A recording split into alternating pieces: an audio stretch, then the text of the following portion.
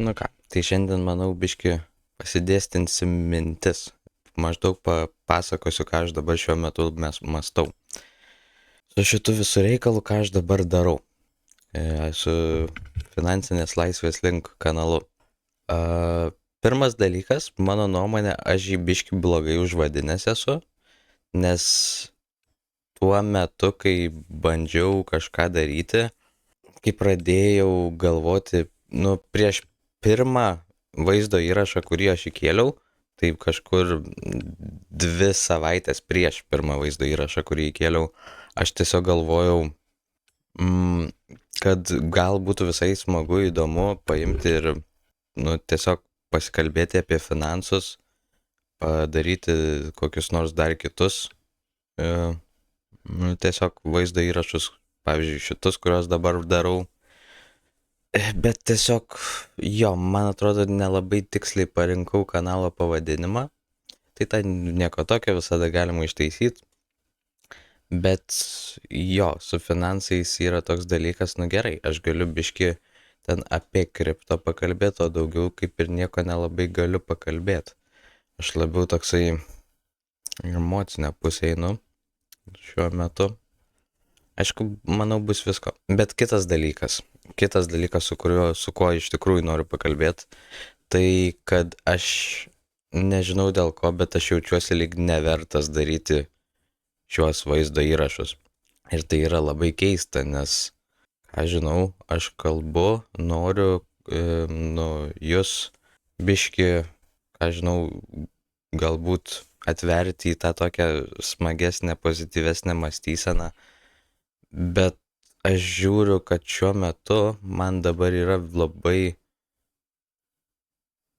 keistas toksai dalykas, jog aš pats nesijaučiu lyg aš būčiau vertas daryti šios vaizdo įrašus.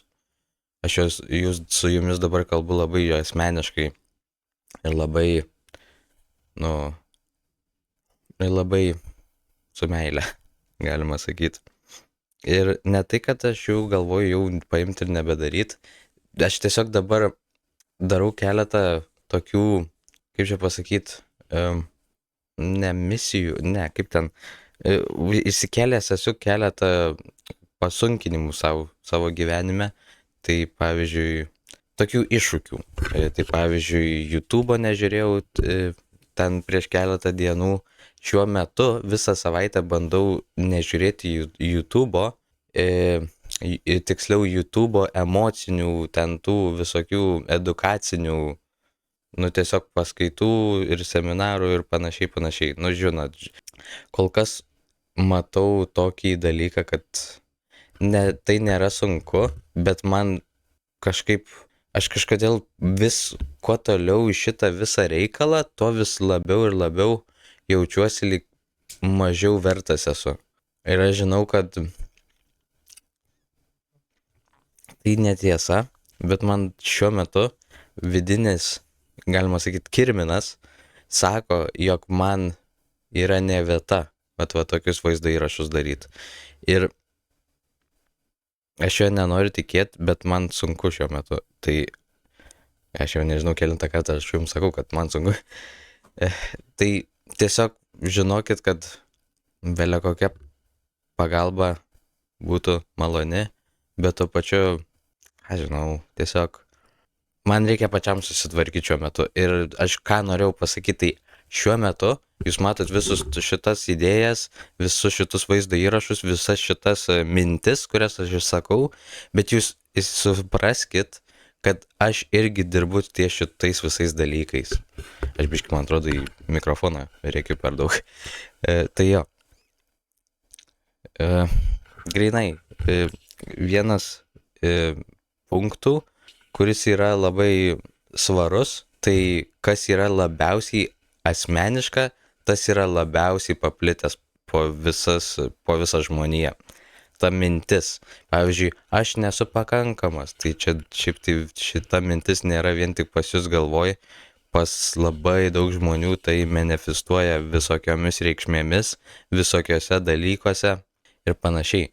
Tokių yra labai daug ir dažniausiai kurie labiausiai yra asmeniški. Šiuo metu man tai labai asmeniška, tai turbūt labiausiai ir yra paplitę. Tai dėl to aš su jumis ir šnekuosi, jog aš kaip ir iš dalies suprantu, kad tai yra labai asmeniška.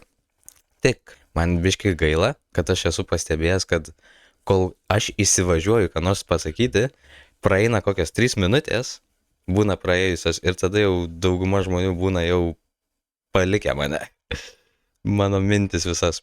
Tai čia nieko tokio, čia išmokstama panašiai, bet tiesiog, va dabar pavyzdžiui, paimu, pašnekėjau su jumis 6 minutės, nors ir blogas startas, bet aš jaučiuosi jau geriau.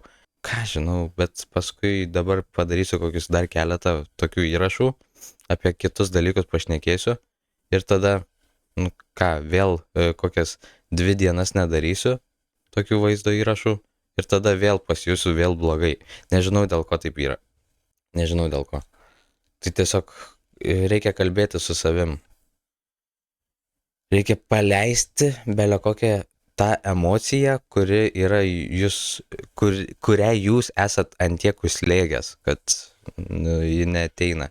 Nes dabar mano tas pasakymas, aš ne per geriausiai, aš jaučiuosi lyg nesu vertas, tai čia nėra tas dalykas. Pirmas dalykas tai yra netiesa, antras dalykas reikia nerti giliau į šitą klausimą.